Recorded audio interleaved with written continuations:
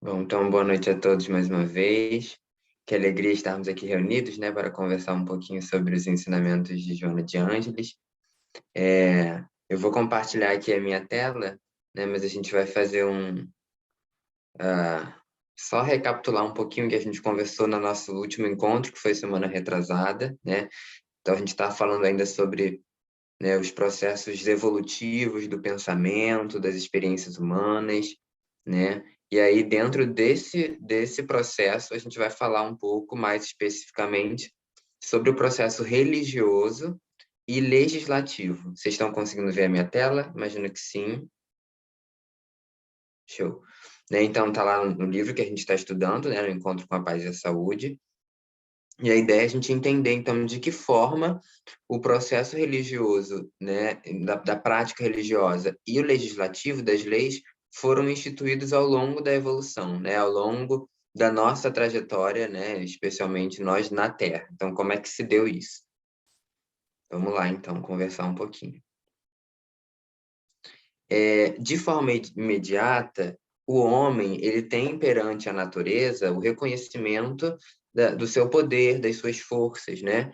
Então, Joana nos diz que esse pavor, né, que muitas vezes é vivenciado, né, diante dessas forças, muitas vezes brutais da natureza, né? E aí, nessa imagem, a gente vê algumas ações da natureza que trazem prejuízos que até hoje a gente consegue ver, né, como a gente teve casos de chuva, né, em Petrópolis, enfim, e vários outros, então, né, não é muito distante da gente, né, mas antigamente o fato de se lidar com as ações da natureza, que à época mais dificuldades tinham de controlar, né, hoje a gente tem ferramentas, a gente tem instrumentos para lidar com essas forças da natureza de uma forma que a gente se mantenha vivo, de que a gente se mantenha seguro.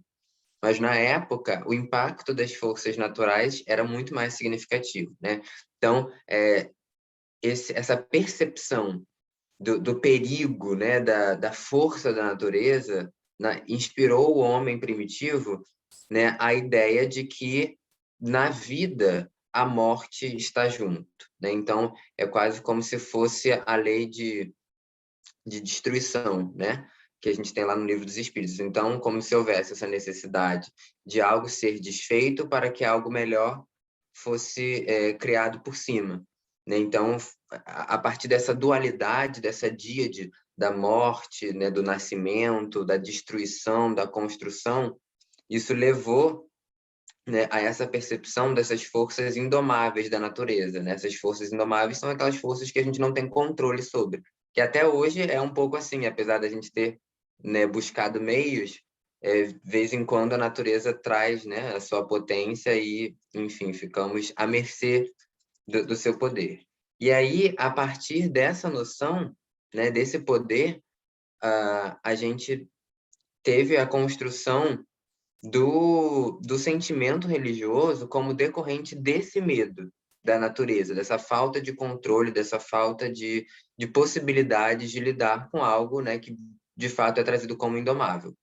Então, o medo, ele instaura essa ideia de que há necessidade de algo negativo para que o positivo venha, né?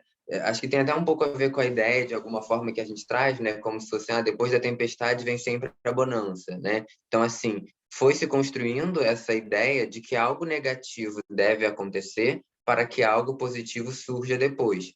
E foi a partir dessa noção que foram instaurados, né, que foi instaurada a ideia dos holocaustos, né? Que é essa atitude violenta a nível de sacrifício, um sacrifício para, pela teoria, fazer uma melhora, né? Então, esses holocaustos, é claro que isso está falando da época primitiva. Então, a gente fala dos primeiros sacrifícios que foram realizados, né? Que eram sacrifícios, né, humanos, né? Então, pessoas perdiam as suas vidas para trazer algo, né, positivo para o universo, para um Deus que cultuava, para algo assim. É claro que a gente observa na história da humanidade outros holocaustos, né? Acho que um dos mais famosos talvez tenha sido durante a Segunda Guerra Mundial, e que, de fato, para as pessoas que estavam realizando, elas estavam sacrificando as pessoas porque elas acreditavam que esse era o melhor.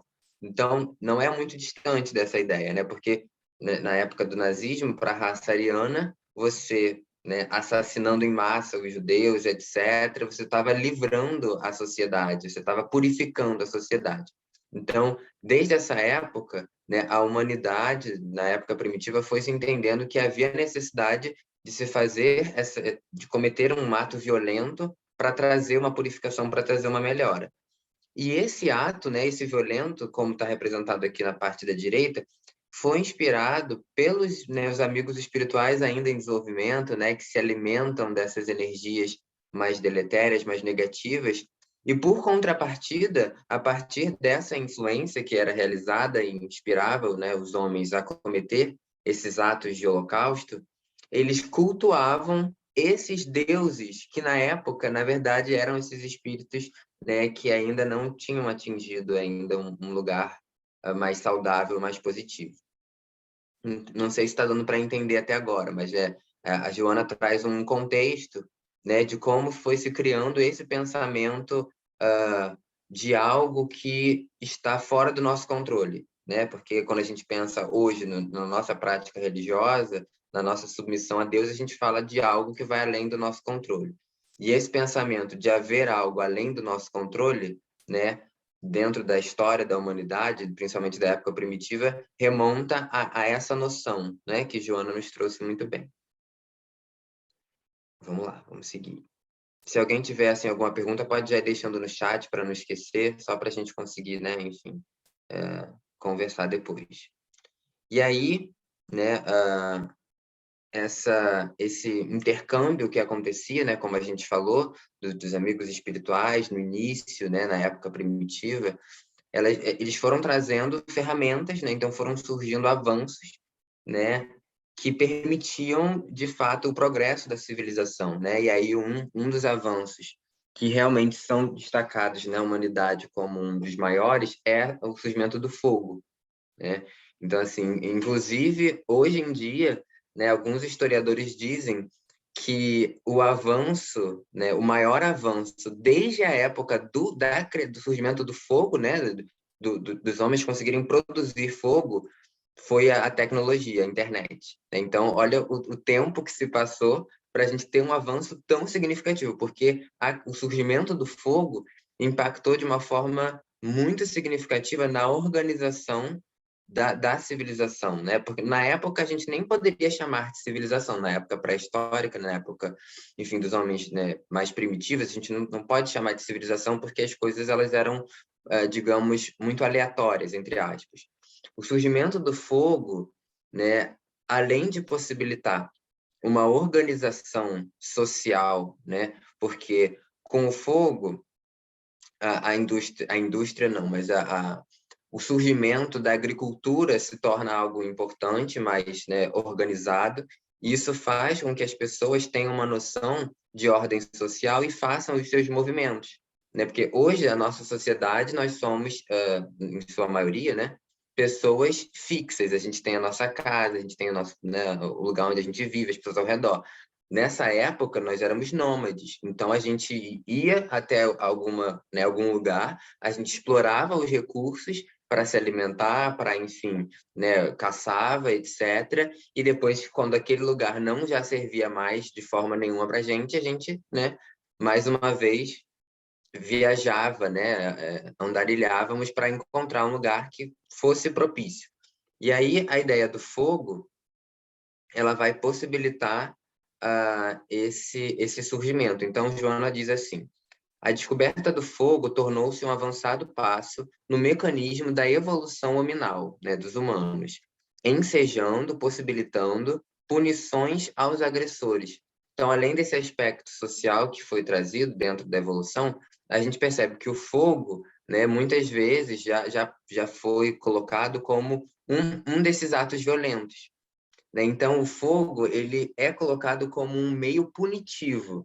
E essa punição ela faz parte do histórico tanto da religião quanto da legislação, né? Porque a lei muitas vezes demanda uma infração. Se eu tenho uma lei, se eu tenho uma norma instituída, né, eu estou dizendo que nesse espaço está a lei. Se eu digo que nesse espaço está a lei, necessariamente tudo que está fora desse espaço está contra a lei, né? Então, quando eu determino uma regra, eu determino quem está fora da regra. E aí, para isso, surge a punição. Então, o fogo, ele traz, né, essa noção já de punição aos agressores, e aí ela traz, né, que além disso, além dos agressores, os inimigos do clã. E esse clã surge com essa organização social, né? Então, eu tenho 10, 15 pessoas que andam juntas, porque na época primitiva as pessoas não andavam sozinhas, né? Tipo, vou dar um passeio aqui sozinho por conta, enfim, dos animais, né, do perigo, então andavam sempre em bandos, em clãs, como a Joana, né, traz aqui para gente. E aí, se aquela pessoa, né, não era obediente ao clã, não se submetia às regras do clã, ela era punida. E aí o fogo surge como uma forma de punição. O medo se expressou como a melhor forma de imposição em relação ao respeito tribal, a divisão da caça, a preservação do clã e a constituição da família, né? Então, a gente vê que esses deslocamentos dos grupos criou essa organização social com essas regras que foram estabelecidas e aí permitiu essa noção mais organizada.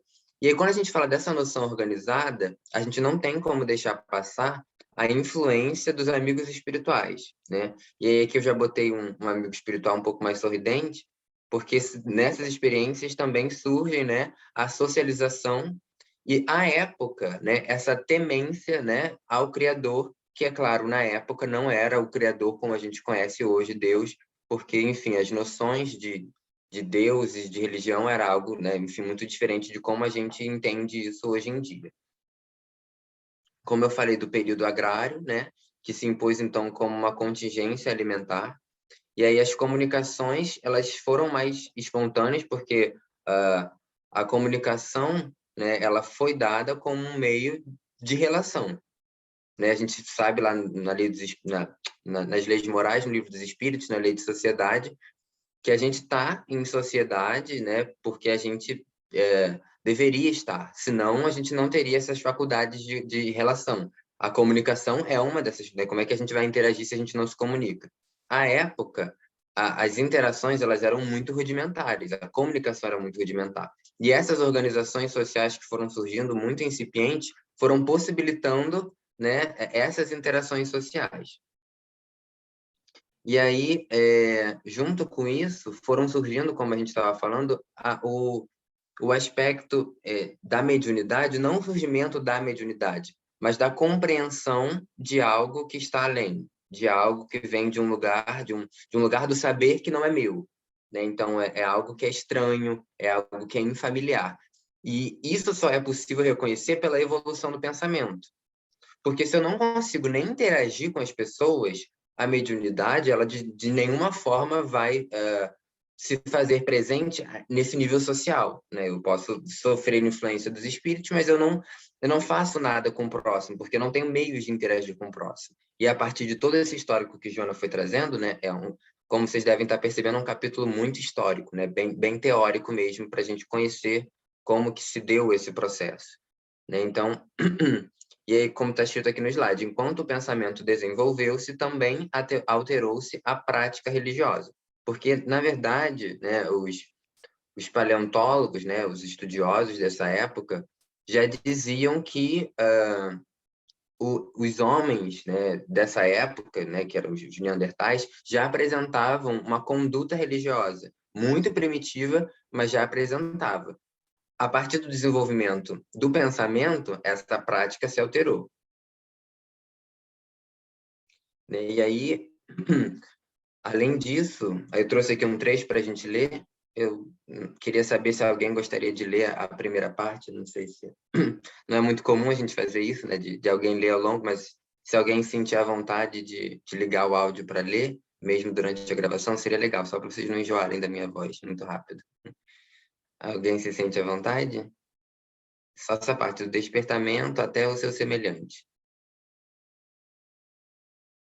Posso ler? Obrigada. O despertamento para as doenças e disfunções do organismo levou os sensitivos, sob a inspiração dos espíritos, à prática ritual de processos favoráveis à saúde, à libertação das influências danosas ou aos prejuízos contra os seus inimigos, através do holocaustos animais, superada a fase dos sacrifícios humanos, como pródromo de respeito ao seu semelhante. Obrigado pela leitura. Né? Então, a gente vê que essa organização já permite esse cuidado com o próximo, né? E aí, os sensitivos, né, são os médios, são as pessoas que têm essa abertura, né, essa sensibilidade para sofrer essa influenciação. E a partir disso, quando ele fala prática ritual de processo, né, quando Joana fala prática ritual de processos favoráveis à saúde, né, são os diversos meios até naturais de se cuidar da saúde, uma medicina mais, né, enfim, mais antiga. E isso foi surgindo a partir dessa influência dos espíritos que auxiliaram na preservação, né, da nossa espécie, da manutenção da nossa espécie, e isso demandava necessariamente uma organização social. E aí, essas pessoas que participavam desse cuidado com a saúde, né, elas eram chamadas de xamãs ou feiticeiros, como está aqui embaixo. Então, esses intérpretes transformaram-se em xamãs ou feiticeiros e, temidos pelos poderes de que davam mostras, passaram a ser os primeiros chefes, confundindo-se os poderes administrativos e religiosos que permaneceriam por muitos milênios nas sociedades terrestres. Esse confundir-se é no sentido de ficar indistinguível o que é um e o que é outro, né? Então, assim, à medida em que a pessoa ela demonstrava certo poder, né, de cura, de cuidado, de saúde, esse poder, naturalmente, ainda numa sociedade não muito organizada, colocava essa pessoa hierarquicamente como superior. E se ela tem uma hierarquia superior, é ela que vai possuir os poderes administrativos igualmente. Então, você vê como nessa época, né, o aspecto religioso, porque é a consequência da inspiração dos espíritos, permitia que essa pessoa acumulasse o poder administrativo daquele clã, daquela região, daquele grupo, enfim, né? Então, só para a gente ir vendo, né, como o Joana já vai nos trazendo, a forma como a prática religiosa daquela época foi se instaurando de uma maneira administrativamente superior, né? Que é uma coisa que é muito diferente do hoje, né? Inclusive, hoje, se a gente fizer uma comparação, né, em teoria, o Estado é laico, né? O que significa que não há interferência da religião nos poderes administrativos, legislativos da sociedade. Então, a gente vê como é diferente de como surgiu, né? Enfim, e isso não só, né, trazendo como exemplo, não só no aspecto religioso, mas até em outros aspectos. O suicídio, por exemplo, né, as pessoas com transtornos mentais, elas já foram vistas em outras épocas como pessoas que traziam um aspecto que colocava essas pessoas superiores aos outros, né? Então se trata de uma organização histórica, socialmente falando. Então nessa época que Joana nos traz, a questão religiosa que a gente entende, é claro, dentro da nossa perspectiva espírita, né? Ela se acumulava aos poderes administrativos da organização social da época. Então vamos continuar aqui. Pronto. E aí, antes da gente ler esse slide, tem uma partezinha que é muito interessante, que eu vou ler, né, do capítulo, que diz assim: o culto religioso expressou a necessidade de ser-se leal ao clã, obediente ao chefe. Esse chefe que é esse chefe religioso por demonstrar esse poder de cura, etc. Colocando a vida à disposição do grupo. O pensamento racional, como a gente já viu, vinculado às heranças egocêntricas, facultou o surgimento do castigo relacionado à forma como foi cometido o ato de insubordinação, posteriormente denominado crime, para servir de exemplo aos demais indivíduos, lei ou pena de talião, também chamada de antiga. Então, a gente vê como o aspecto legislativo, ele surge junto... Perdão. O aspecto legislativo ele surge junto com o aspecto religioso, porque a possibilidade da religião nessa prática que a gente acabou de estudar é ela que vai permitir que a organização social seja construída de uma forma em que haja essa obediência a essas regras instauradas e aí, por consequência, a desobediência gera essas punições previstas pela lei, né? Pela legislação da época. Gente, eu vou só pedir desculpas, o meu notebook, ele tá com pouca bateria, eu esqueci de trazer. Eu vou só pegar o carregador, tá inclusive com a minha mãe, eu acho, na sala. Só um segundo, tá? Perdão. Só para eu, senão eu vou cair e aí não vai ser legal, né? Só um segundo, então.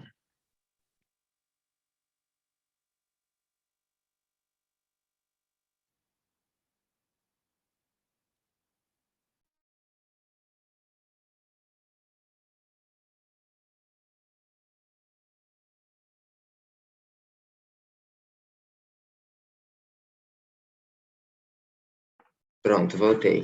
Desculpem. Esqueci de trazer. E aí, né, a partir disso, Joana vai nos trazendo que, então, a inevitável sensação de progresso, né, a noção de progresso, como a gente vê no Livro dos Espíritos, foi trazendo, então, espíritos de outros lugares, né, de outros sistemas solares, como tem aí pessoal caindo de paraquedas, é só para ilustrar, né, que a gente sabe que ninguém cai de paraquedas. Mas como a gente tem, por exemplo, nos exilados de Capela, né, eles vão surgindo, vão nascendo na Terra e vão auxiliando no progresso intelectual, né? E aí, a partir disso, então, surgem as civilizações da Antiguidade Oriental que trazem já esses preceitos um pouco mais religiosos, meditativos, contemplativos. Se a gente comparar hoje, por exemplo, né, a civilização oriental e ocidental, a gente percebe uma diferença muito significativa nesses aspectos religiosos desde muito tempo, inclusive, né? E aí, a partir dessas civilizações, se observam os cultos religiosos e as leis, né? Porque quando a gente fala lei, a gente não fala só lei no aspecto, digamos, penal, né? No aspecto terreno, mas também dessas leis, entre aspas, sublimes. E aí Joana cita, né, o Código de Hammurabi, o Decálogo Mosaico, que a gente conhece muito bem, né, que são os 10 mandamentos, né, as 12 leis da Tábua, que, né, são leis romanas, e a lei de amor de Jesus, né, pelos seus ensinamentos. Então a gente percebe o quanto essas leis foram instauradas também junto com o processo do surgimento da prática religiosa. E aí Joana continua: nasceu o conceito revelado por Deus único, né? Então, como a gente estava falando lá naquela época, na época do fogo, na época da natureza, existia muito conceito politeísta, né? Então, cada aspecto natural representava um deus. Então, era o deus do sol, o deus da água, cada aspecto natural representava um deus. E aí, depois de todo esse processo que a gente já conversou, né, surge então o monoteísmo, né, que se assumiu de diferentes formas nas deidades, né, nas divindades, também da Índia, enfim, de diversos lugares. E aí, a partir desse momento, a mediunidade ela se torna mais ostensiva e as comunicações mais frequentes. E quando a gente fala de comunicação, é interessante porque quando a gente pensa nos cultos religiosos, nas práticas religiosas, né, nos rituais, os rituais eles eram muito frequentes porque eram o que as pessoas conseguiam fazer. Por quê? Como é que eu ia cultuar um Deus se eu não tinha a comunicação oral? Então, o que que eu fazia? Eu usava as mãos, eu, né, enfim, venerava. Então, os cultos religiosos, os ritos, os rituais, eles também fazem parte desse histórico em que a comunicação oral não existia. E aí a gente manteve, né, algumas religiões, a sociedade de uma forma geral, manteve esses comportamentos padronizados para representar essa veneração a uma divindade, a um poder maior, etc. Mas aí como continua aqui, então a mediunidade se tornou mais ostensiva, as comunicações mais lúcidas, né? E aí fossem aquelas que tinham lugar nos santuários, por exemplo, como aquelas outras que ocorriam naturalmente conforme as circunstâncias, com o objetivo de guiar as criaturas humanas, né? E aí a religião surge nesse aspecto de orientação, de trazer diretrizes para a conduta humana. Agora já o homem com mais possibilidades de interação, já numa organização social um pouco menos rudimentar. E aí, dentro dessa organização, a religião surge como uma instituição, né? Porque a, não havia instituições antes, então a religião ela era um aspecto que era passado de um para outro. né? Quando surgem as relações interpessoais melhor estabelecidas, as instituições, a religião surge também como uma instituição. Então, não tá passando nada. E aí, a partir de Jesus, né, a partir da vinda de Jesus, dos exemplos de Jesus, já não se tornaram mais necessários os holocaustos humanos ou animais, como na época eram muito, né, muito frequentes, como a gente já observou nos escritos. E aí, por quê? Porque Jesus nos ensina, né, nos exemplifica que o sacrifício mais agradável a Deus é o da transformação moral do indivíduo, né? Então, não mais a violência, ela traz aquele aspecto lá do início, de que eu precisava matar para trazer a vida, de que eu precisava destruir algo, né, trazer a morte para reconstruir, para construir algo positivo, né? Então, esse aspecto do holocausto, de purificação, né, de assassinato em prol de algo maior, né, de oferecer a vida para um Deus, como isso acontecia antes, a partir de Jesus, isso já, né, as pessoas que seguem, é claro, o cristianismo, isso já não acontece mais. E aí, as religiões, então, elas se multiplicaram de acordo com as necessidades dos grupos sociais, né? Então, a gente vê como que é importante entender esse agrupamento social. Cada grupo foi entendendo a religião de forma a suprir as suas necessidades, né? As faixas predominantes de pensamento, os estágios antropológicos, como a gente falou na conversa, né, de semana retrasada, ainda existindo algumas expressões primitivas e outras metafísicas. Então, não é só porque surgiu o cristianismo, né, a partir do exemplo de Jesus, que os holocaustos pararam de acontecer. Tanto que o exemplo que eu dei lá no início da Segunda Guerra Mundial foi muito depois, né? E existia ainda essa noção de assassinato, no sentido violento da coisa, para trazer algo positivo. E aí, Joana traz um aspecto que é muito interessante sobre a questão das reencarnações. Então, ela diz assim: no arquivo do inconsciente coletivo, né? A gente já até conversou um pouco sobre o inconsciente coletivo em outros livros, mas só para relembrar, né? É esse conhecimento prévio da humanidade, da sociedade que está em todos nós, né? Então é coletivo porque não é o que eu fiz em outra encarnação, o que Carla fez em outra encarnação, é algo que nos diz respeito a todos, né? Encontram-se registradas todas essas experiências da evolução, mas cada indivíduo preserva as próprias memórias no seu inconsciente individual, avançado sem dúvida, com as bengalas psicológicas de que necessita, sem as quais mais difícil se lhe tornaria o processo de autoconsciência. Então, cada um vai ter esse inconsciente também com base nas suas próprias encarnações. Então, eu posso, por exemplo, numa outra encarnação, ter tido contato com um processo religioso sendo um xamã. Esse inconsciente meu que ficou, esse meu arquétipo, né, como a gente já estudou também de xamã, é totalmente de uma pessoa em que ela ocupava um outro espaço nesse mesmo clã em que eu era xamã, né? Então, o processo religioso no presente, a forma como eu entendo a minha religião, a minha espiritualidade, ela também é consequência do que eu trago nas minhas outras vivências com base em como a religião funcionava naquela época, né? Então, ela traz essa explicação para a gente entender que o processo religioso, por que que a gente está estudando esse processo religioso antigo, né, que hoje talvez nem exista, mas porque nos ajuda a entender de que forma a nossa prática religiosa interna funciona, porque vai ser baseada também nesses arquétipos anteriores. E aí, Joana prossegue. Alguém gostaria de ler a primeira parte? Alguém se sente à vontade para fazer a leitura, só para, enfim, ficar um pouco mais dinâmico? Eu posso ler. Obrigado, tia. As leis tornaram-se mais equânimes, embora ainda predominem as injustiças sociais, a dominação dos mais fortes, como indivíduo ou como nação, intimidação através dos poderes econômicos, políticos ou bélicos, como heranças infelizes de que a sociedade não se pôde liberar. O ser humano respira clima emocional de melhor segurança. Obrigado, tia. Então, a gente observa ainda no final, quando fala sobre a intimidação através dos poderes econômicos, políticos e bélicos, até a situação que a gente está vivendo agora, né, da guerra de Ucrânia e Rússia. Então, por mais que essas leis que têm esse histórico que a gente trouxe hoje sejam mais equânimes, ou seja, mais igualitárias, né, ainda há as injustiças sociais, né, então ainda há os preconceitos sociais, as minorias sociais, as pessoas, né, que sofrem apenas por serem mulheres, apenas por serem negros, apenas por serem pobres, enfim, né?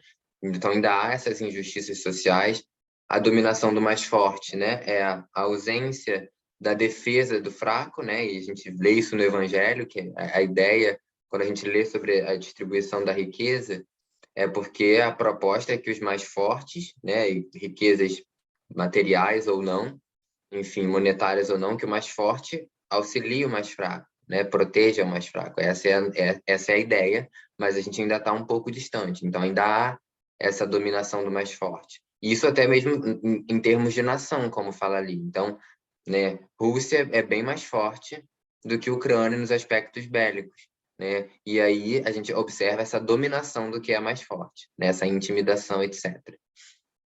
E aí, Joana continua.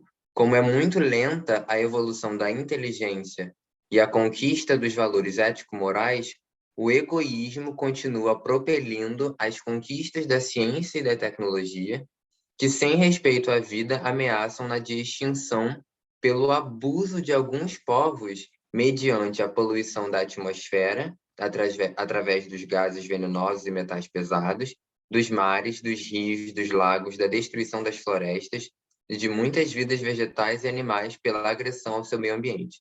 Então, interessante que Joana traz um aspecto bem ecológico, né? Enfim, do quanto essa construção, esse histórico que a gente vem, né, que a gente trouxe hoje a partir do que Joana, né, nos colocou, o quanto o egoísmo estimula essas conquistas, que são conquistas válidas da ciência e da tecnologia, só que pelo nosso egoísmo, né, a gente quer esse avanço, mas a gente ignora o respeito à vida, a temência, né, enfim, como foi dito ao Criador, e aí ameaça a nossa própria existência, porque a gente abusa, né, a gente usa e abusa dos recursos naturais, né, e aí como fala da poluição da atmosfera, dos mares, enfim, então a, a evolução da tecnologia, né, intelectual, ok, mas aí a questão dos valores ético-morais ainda falta bastante para a gente, né?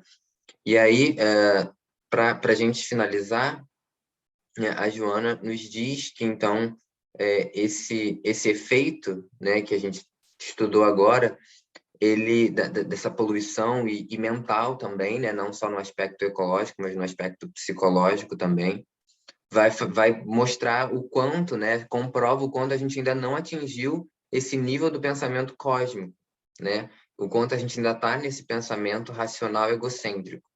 Ou seja, dentro dessa construção histórica, o quanto falta ainda para a gente chegar nesse nível de pensamento cósmico. E aí, qual é a consequência da gente não ter chegado, né?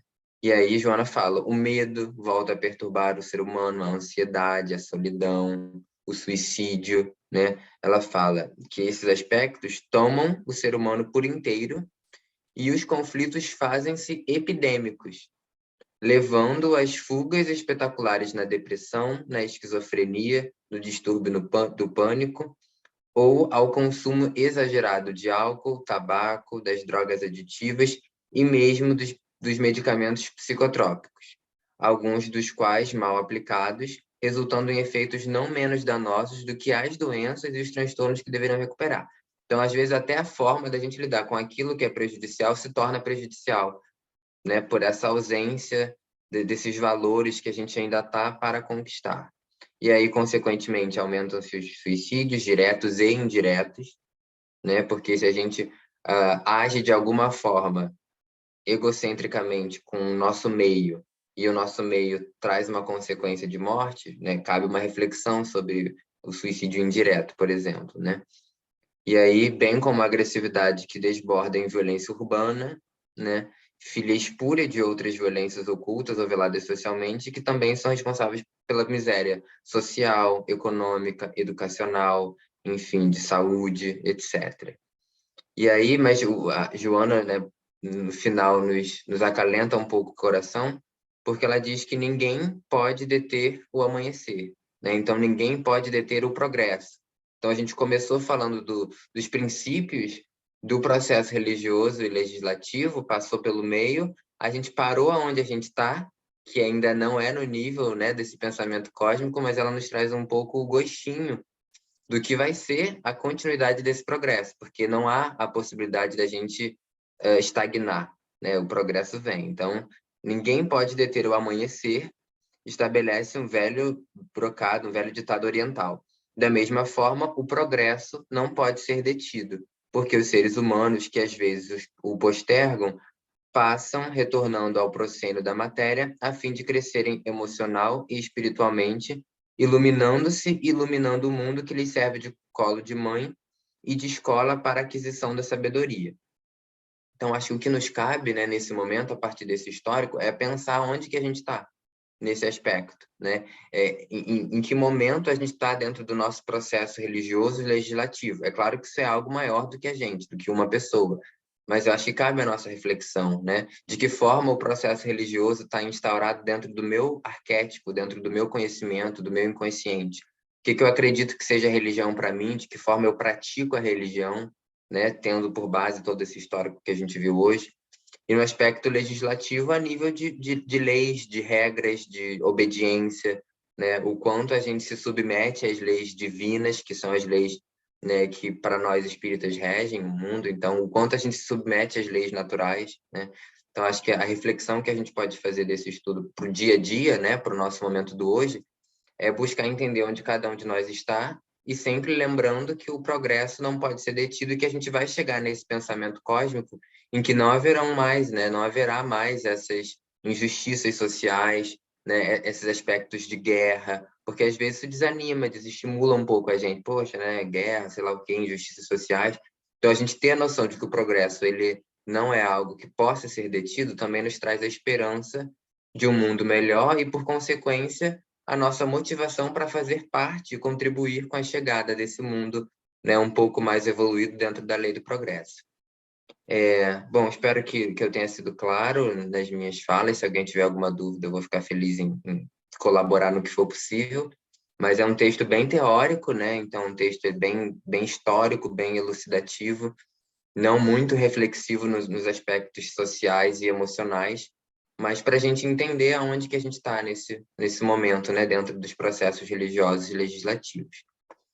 Vou aqui, então, interromper a minha tela, e aí que bom que a gente pôde estar juntos e conversar um pouquinho, e aí acho que, né, fica aberto, então, para o nosso momento de comentários e perguntas. Que Deus nos abençoe. Perfeito, Marcelo. Só vou parar aqui a gravação.